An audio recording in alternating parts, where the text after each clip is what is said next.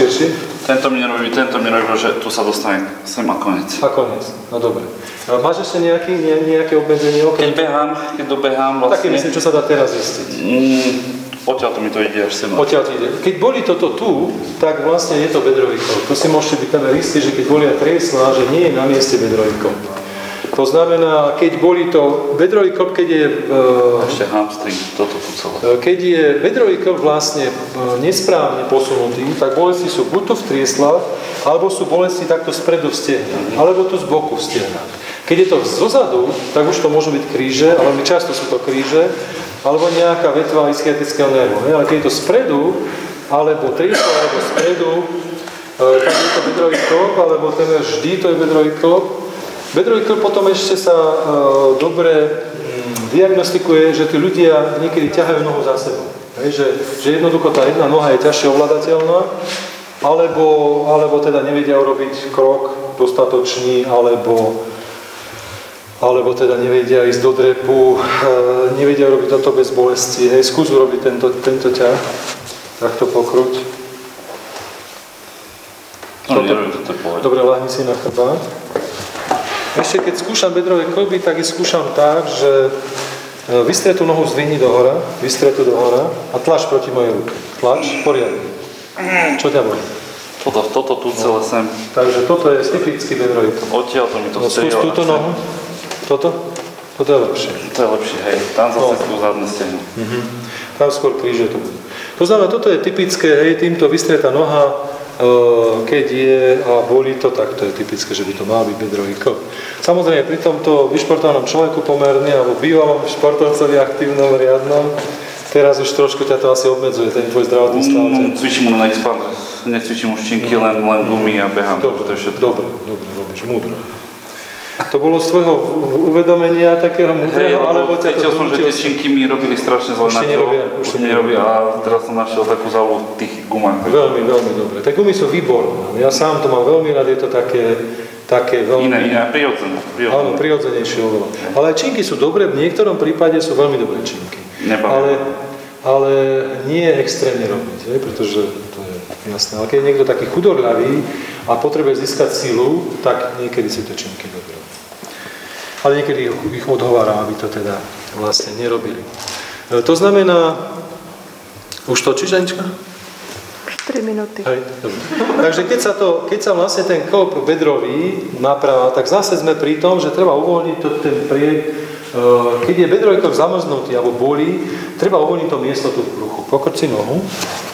To, čo už sme si to ukazovali tu na Jankovi. Dobre. Takže zachytím sa tu a uvoľním ten zväzok nervov do nohy. Uvoľním.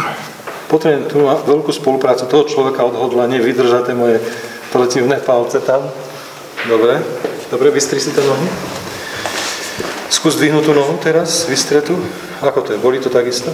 Toto sa upovolilo, ale ešte mi to ťahá. Jasné. Len či to je to isté. Povolilo to určite.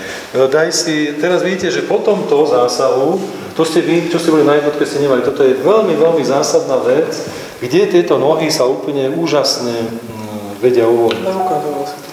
Nemôže mať len skrátenie flexovaných psoázma. To je skeptik, čo? To už by som si ponaťahol tieto veci a to Napríklad rectus má každý skrátený, neviem, či má... Strečujem, to vôbec.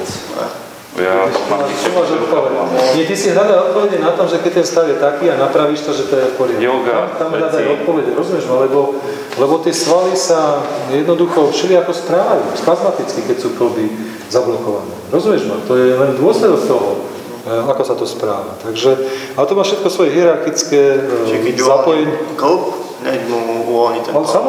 Samozrejme, jednoznačne. Keď máš spazmus na chrbte a dáš na miesto stavec, tak to okamžite povolí, pretože to už nemá potrebu to držať. Rozumieš, to je imunitná reakcia. Imunitný systém tak reaguje na to, aby fixoval ako tak správne polohy, lebo zober si, že sa ti vypadne ti jeden stavec nič, vypadne ti druhý, panva sa ti, všetko sa ti rozsype a organizmus na to by nejako nereagoval. Tak by si sa rozsypal celý, by si nemohol chodiť. Rozumieš? To je taká logika veci. Dobre, pokrč si ešte nohu. Uvoľni to brucho. Ešte tu to je. Trošku inde, ako sa to zvykne naprávať. Ale toto je spojené, on má nesprávne aj kostrč napríklad. Preto hovorím, že to má aj na ľavej nohe, to je... Takže toto, dobre, zase zdvihni tú nohu, či je to takisto? Ešte. Len či takisto. Je to lepšie, určite je to o 70% lepšie, ako to bolo. Dobre. Ale nemôžeme čakať ani zázraky, to je jasné. Ale nie, o zázraky sa snažíme. Áno, je to lepšie jednoznačne. Dobre, lačkaj si na chrbát. Ešte tú druhú nohu by som asi tiež... Čo ti kolega doladí. Dobre, skúsu zdvihnúť teraz do hora. Aká je to bolesť v tom triesle? Toto sa mi uvoľnilo, teraz sa mi to dalo sem. To dalo je taká vec, že tam sa preskupili svalové reťazce. Viete, tým pádom, že on má nesprávny kostrč, asi má blokáciu v krížoch, asi má posunutú pánvu. Hrudný stav môže byť. Tak z toho, rozumieš ma, lebo napríklad bola teraz, aj teraz nedávno bola taká pani, mala obrovské bolesti medzi lopatkami, napravil som jej pánvu a celé sa jej to uvoľnilo, ani som jej tam nemusel šiahnuť. To bol taký veľmi markantný prípad, že kedy to, celá tá os je mimo a jednoducho nastávajú tie reakcie, ako keď ohnete pružný drôt dolu a on sa ho hore vykompenzuje. Takže je dôležité, aby ten človek celý bol zrovnaný, ako patrí, pretože zoberte si, že tu je nesprávny, nevhodný alebo nepriechodný ten reťazec tej energetiky a nervový systém, ten zhluk nervov, tak až do toho palca to nejde poriadne. Až do kolena to nejde poriadne. Celá tá noha je jednoducho odstavená od správneho fungovania. Ale ak som to už viackrát robil, som sa na to tak nejak zabudol a začalo ma veľmi boliť ten bedrový klop, tak sa to robí tak, keď sa jedná o ten bedrový klop, dajme tomu tento pravý, oprie sa palica tu, že tu máte vlastne, tu je lopata pánvy, takto ide pánva, tu máte ten bočný výbežok stehnej kosti a cez bočný výbežok, takto si opriete tú palicu o bočný výbežok a zacítite ostrú silnú bolesť. Dáte si takto nohu a teraz si ten bedrový klop takto, rozumiete, a teraz si to napravíte a nasuniete si to vlastne naspäť sám. Takže poď si to vyskúšať. Takže ty máš druhú stranu. Vlastne ty máš túto stranu, takže teraz vyskúšaj ešte, že ako ťa to teraz bolí. Cítiš to tam? Tak to cítiš. Dobre, takže poď, tu si poď. Ja ti to tam naštalujem. No, dobre, ale tu sa potrebuje si to tam trafiť do toho mekého. No, máš to tam do mekého. Dobre, a teraz si tam, hovor si, počkaj na to, počkaj. Hej, nesmieš tam... Nie silou, len silou. Lebo si nemôže ani ublížiť, takže skúsi to tak. Tak si to popritláčaj tam, a tak s uvoľnenou nohou si to popritláčaj, uvoľni tú nohu. Dobre, a skús to teraz, či to je také isté. Iné, úplne iné. Takže sám si napravil bedrový úplne fakt, ako toto necítiť už. No. To znamená, toto vám treba, lebo samému si to napraviť, dá sa to ešte takto, hej? Ale to si robíte zase to isté, čo tou palicou. Nemusí byť táto palica, táto dúfam, že to prežije. Ale môže byť aj čokoľvek iné, hej, taká nejaká drevená násada, že si to opriete tu a takto si to tlačíte na svet. Hore. Takže ja som je to ťahal, toto som jej cez dlaň vtláčal hore a toto som jej dával naspäť a o polovicu to išlo na miesto, aj bolesť prestala. Takže pokúsime sa aj tu o to. Že utopená, hej? Takže je utopená vlastne tu tá nártna kostička, to je tu. Zenko, aj to cítiš pod tým palcom? Väčšinou ja sa na to nepozerám moc očami, lebo slabo vidím. Takže očami 90% týchto mátom. 90% týchto vecí nezachytíte a mátom, ani očami, ani ničím. To potrebujete vedieť jednoducho, pretože to nevidíš. Nevidíš, ako to koleno je, ani ako ten členok je, pretože jednoducho to není vidno. Jeden má členok takto, druhý takto, má ho správne, tretí ho má úplne inak. A to, ako to spravíte, to už záleží od vašeho vnútorného stavu, schopnosti to rozpoznať, že ako tomu človeku pomôcť. 90% vecí nie je vidno.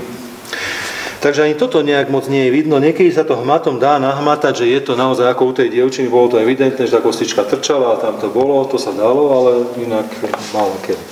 Dobre, ľahni si na chrbát. Ja sa napijem.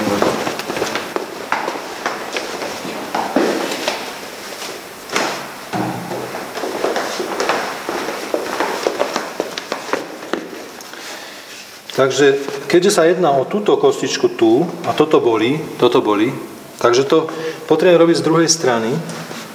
Keďže tá noha je tu silná, tak je to trošku problém, ale robím to tak, že to potiahnem a tu v mieste toho prepadu to tlačím naspäť. Hej, toto robím. Čo je pre dievčatá trošku náročnejšie. A mal som tu jednu kurzistku, presne nemohla chodiť, krývala z tohoto problému. Môžem? No, to nevtlač teraz. Nie. Je to cítiť, že nie je to už také prepadnuté. Ako to cítiš teraz? Je to už ne. Čo? Lepšie. No, takže podarilo sa to vlastne, rozumiete ma, bolo to prepadnuté, tak ja som to, ale musíte ísť do trakcie tam. Toto ináč nie je ani v skriptách žiadnych, lebo toto je príliš teda také náročné aj nie veľmi časté. Musíte si to oddialiť, to klbné spojenie, pretože vtedy to môžete s tým niečo spraviť a potrebujete veľmi silno zatlačiť do toho miesta. Niekedy... Čiže u tých prstov vlastne platí základné pravidlo ťah, hej? No, u každého klbu.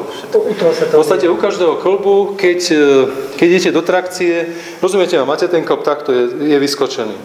Musíte ísť do trakcie, pretože ho nedostanete. Niektorí áno, niektorí nie, ale keď to idete do trakcie, trošku oddialite to a teraz ho napravíte. Viete, ako to má? No to je pre vás dobre, keď si to tak už skutočne niekoho napravíte a presne to bude tak inak chytíte taký iný trošku. Tak, leba, no, ale mal by byť prehnutý dopredu. Dobre, tak. Toto je asi poloha, kedy najkrajšie sa dajú. Hej, ukáž? Takže levá níž by mala byť, ne? Levá výš. No, takto som to ja našiel. Jako to stojíš. Takže pravá výš. No, skúsi to ešte raz. Ešte stojí. Podne musíš, nie na ne, ale podne sa tak zaboriť sa pod tie vesička a vtedy vidíš, ako ti tie palce vlastne ostanú. Jo, ale... Jako jo, je víš trocha práva. Čo?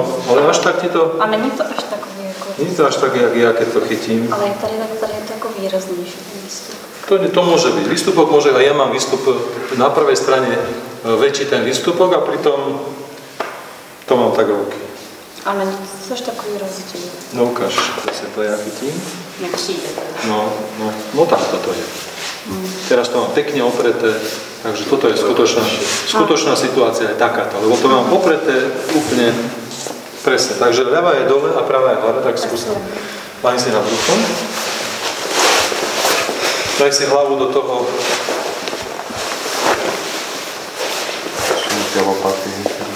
Takže ľavá byla níž. Takže ide zase z hora, narazíš na lopaty a pod ne sa dostaneš. Nie na ne, ale pod ne, ako keby tak. A teraz... Ale to asi tako stejný, ten výsledek.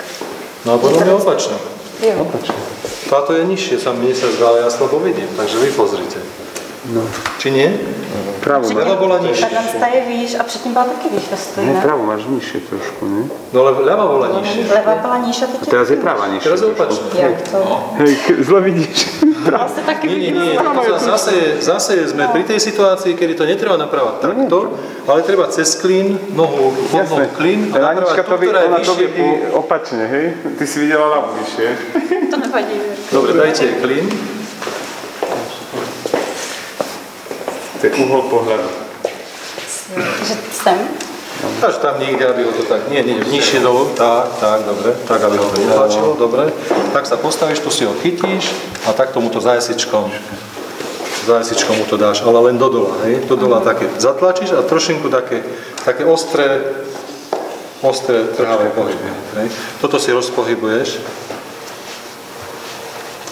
Zdenko, a nie tam ide, kde je vyššie? No vyššie malo byť, ktorá je vyššie? Prava bola vyššie. Teraz bola práva? No mne to Nie, právě opačne, přijde, že to... No tak keď bola práva vyššie, tak tu, ale pozri sa. Prava, hej? Aha, dobre. Pozri sa, ako to je. Nie, ľava bola vyššie, ľava bola nižšie, keď stála. Keď stála teda.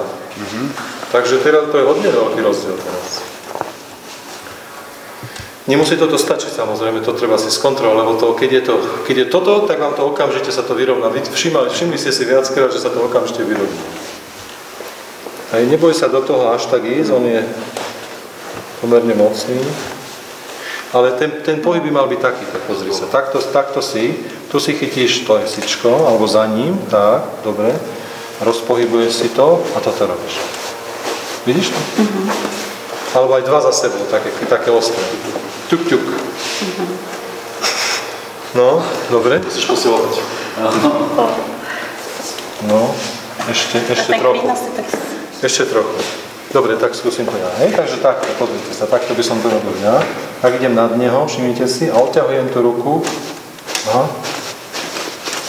Počkaj, ty touto vlastne fixuješ, alebo dotlačíš? Nie, dotlačam. Však toto je takto. Áno, robím toto a toto tu. Tento pohyb robím. Tak vážne. No a teraz je to... Tak ten A neskresluje to ten klip? Ten klip. No, Je rovný, hej. hej, takže skúsme. Aj to postav sa. Dobre? Dobre, najprv nech ti vyskúša, ako sa cíti. Ako sa cíti, ako to cítiš, to stúhnuto z toho. Je to už každopádne. Tu sa. Tu máš terapeuta. Takže videla si, že čo vlastne s tým bolo treba urobiť. Toto je najčastejšia chyba, je presne toto. Keď ku vám prídu tí ľudia s krížami, tak toto keď urobíte, tak urobíte kus dobrej roboty. Máš stále nezapadnuté, vytiahnutý, to čo sme tam To sme sa rozprávali, že to je retrolistéza a buď sa to robí tak, ešte nechaj si nohavice. To je z Dornovky, to je tak, že tam vás to učili, napríklad bol by to tento stavec, tak jednoducho sa nejak pritlačí a ty budeš robiť to takto. Hej, budeš vezmeme si ho chvíľku, tak to budeš. A zatláčaš hodnú. Rozumiem. Ale nepôjde. Lebo ja si myslím, že nepôjde. Dobre. Málo kedy ide, ale výborné je na takom polotvrdom koberci sa chytiť pod kolenom a tak sa gúľať. Hej, a tak uvoľňovať a tak sa gúľať a sám si to vlastne človek tam môže tak napasť. Keď leží na chrbte, nemôže dotlačať. Tu sa budeme učiť teraz. Na brúšku. To dotlačanie, ale tam nejdeme na stavce. Pretože rozumieš ma, ten stavec je takto a ty do ňoho ideš silou a on ti vletí, akože, a to sú neprofesionálne veci. To keby si povedal lekárovi, že toto chceš robiť, tak by ti povedal, že kamarát, tí chiropraktici, to nie je v poriadku. Chcem ublížiť tým ľuďom. Rozumiete ma, my potrebujeme robiť také veci, ktoré skutočne sú len dobré pre tých ľudí a len bezpečné. Žiadne riziko by tam nemalo.